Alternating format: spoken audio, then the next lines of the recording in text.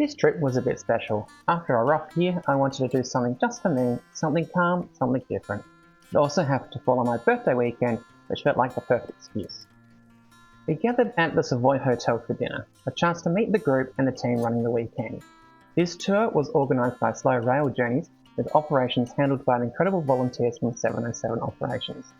By the end of the dinner, there was a quiet buzz of anticipation. Let's take a look at the train that we will be travelling on this weekend.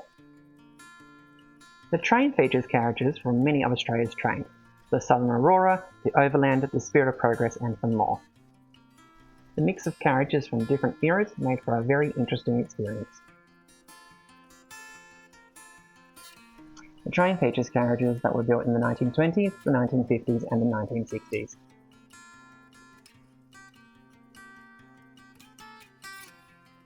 The dining and sitting cars were only withdrawn from revenue service only a few years ago.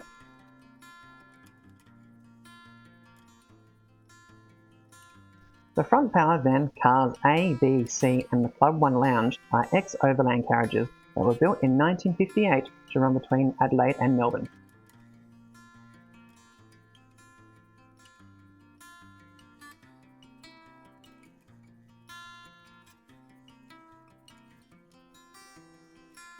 We will have a look at our locos a bit further in the video.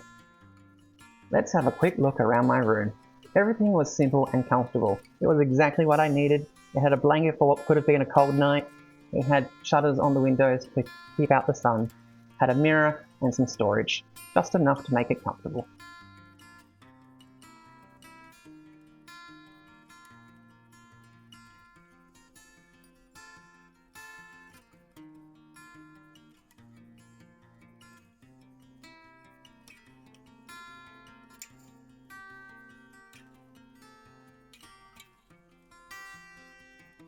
At 10:15, the Grainlander departed, heading north.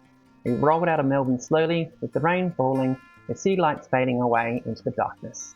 The rhythm of the rails became a lullaby, and soon we were asleep.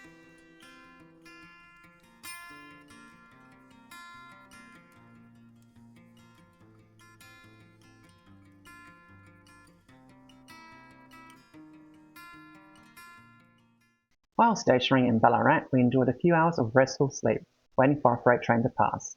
Very early in the morning, we departed towards the Mallee, passing through Maryborough, Inglewood, Perong Vale and Charlton. A66 and N453 are the two locos that are pulling our train.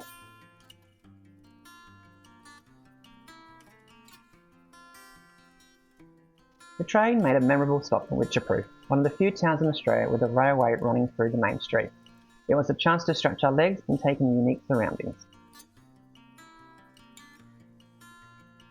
Here we go down the main street of Wycheproof.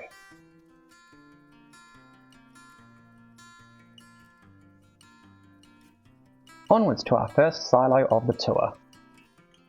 We arrived at Nullawil to see the silo artwork, first on our tour, with the Kelpie Jimmy painted by the renowned artist Smug, which towers over the town. The artwork took just 14 days to complete, but tells the story that spans generations, paying tribute to local history and culture. Here are some photos that I took at Nullawil.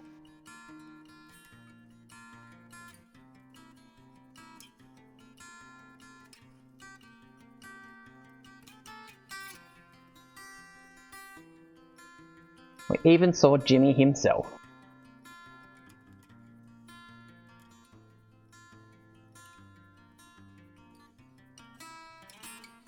Soon it was back onto the train and heading towards Sea Lake. The silos at Sea Lake were painted by Joel Fergie, the zookeeper, and Travis Vincent, also known as Draper, in October 2019. This silo artwork captures the stories of the Burong people, their knowledge of astronomy and their connections to the land. We see a young girl swinging from a eucalyptus tree, emus dashing in the night, a wedge-tailed eagle soaring above. Here are some photos of the silo during the day. We'll come back and see some more at night.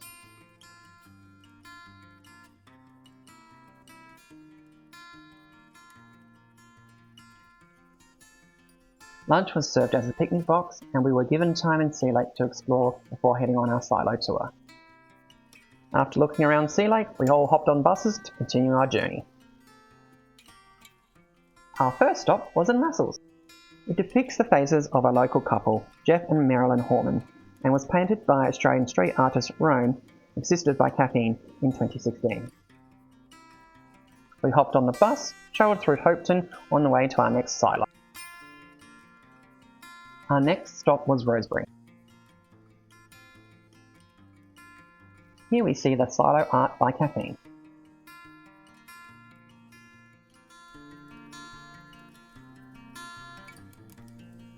These photos show how huge these artworks are in real life.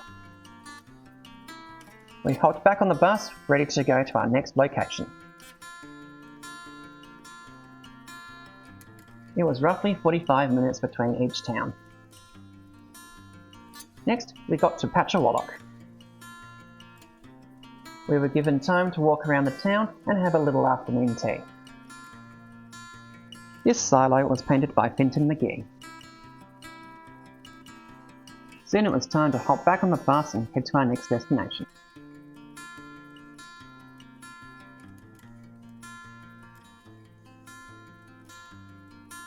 Then it was off to Lake Tyrrell, a pink-hued salt lake north of Sea Lake. Its unique surface draws tourists and is home to kangaroos, emus, reptiles and white-faced chat. The lake formed millions of years ago when sea level rose and fell, leaving a high salinity crust that is still harvested for salt today. At the lake, we enjoyed a glass of bubbly. Dinner was at the Royal Hotel at Sea Lake. An opportunity to stargaze was cancelled due to time. After dinner, we went back to the train for a special showing of Illuminate, an art installation projected onto the silo. On the way back to Melbourne, we passed through many of the same towns we visited the day before.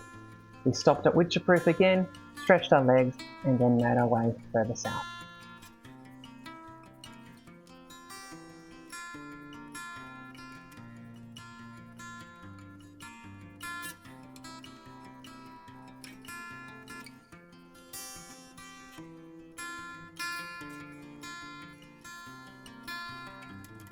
We pulled into Maryborough with time to stretch our legs and walk around the station precinct before hopping back on board for some lunch.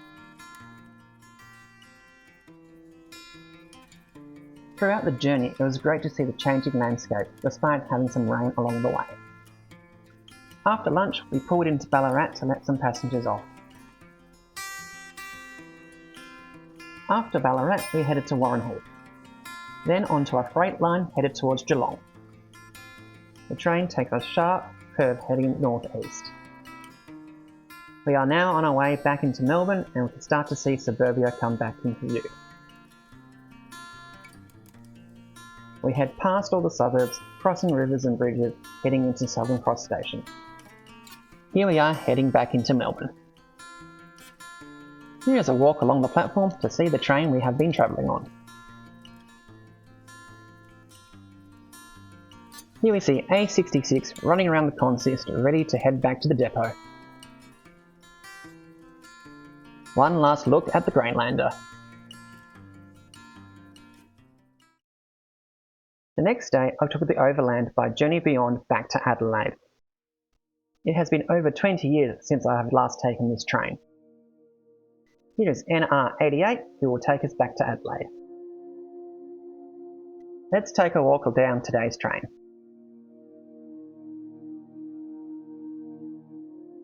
Our train departs, heading on the 828km journey into South Australia. This is a sight we get used to over the journey. Our first stop is North Shore Geelong. Since the standardisation project in the 1990s, the train goes via Geelong instead of Ballarat.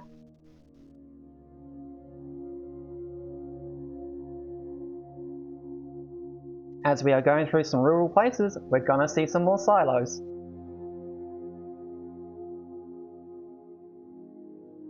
We see some mountains come into view. Here we are arriving into Ararat. The V-Line train via Ballarat is a bit quicker getting into Melbourne. The trip on a Velocity into Melbourne is a bit quicker and travels less distance. As we leave Ararat, the landscape begins to open out. The town's thin, the paddocks stretch wider, and the rhythm of the rails settles into something slower. The train we are on today is known as the Overland, but it began life back in 1887 as the Intercolonial Express. That was the moment the Victorian and South Australian networks were connected at the border, linking Melbourne and Adelaide by rail for the first time. As we pass through Western Victoria again, silos start to appear across the landscape. Matoa is one of the towns that also has some silo art, which we didn't get to go visit on our tour. These works feel like landmarks and not just decorations. They make markers of community, identity and resilience, stories painted large enough to be seen from a passing train. It's kind of fitting. Railways and silos have always gone hand in hand. Grain moved by rail, towns grew by rail, and many survived because of it. In 1926, the train we are on today took the name the Overland, and with it a reputation for comfort and innovation. It operated as a luxury and overnight service, complete with dining cars. By the 1950s, steam gave way to diesel, and the journey became faster and more efficient. Today, the Overland runs twice weekly daytime service, covering 828 kilometres in around 10.5 hours. Tailem Bend was one of South Australia's most important railway towns.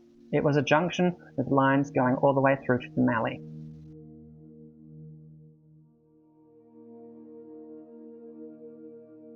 Here we are crossing the Murray River, heading into Murray Bridge, with one of the stops in South Australia.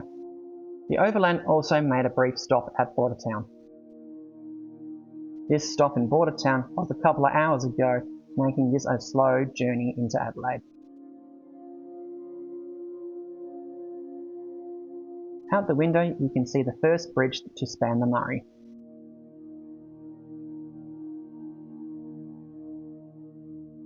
The state of the railway stations in South Australia is in stark contrast to those in regional Victoria. After Murray Bridge, we continue westward to climb into the Adelaide Hills. We pass through many of the hills' towns.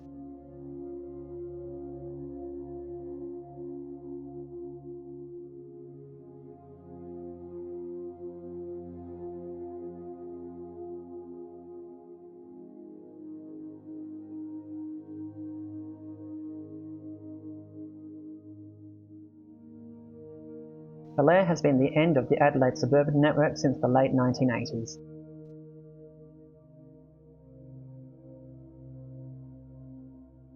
After Belair, we start making our way down the hill, making our descent into Adelaide.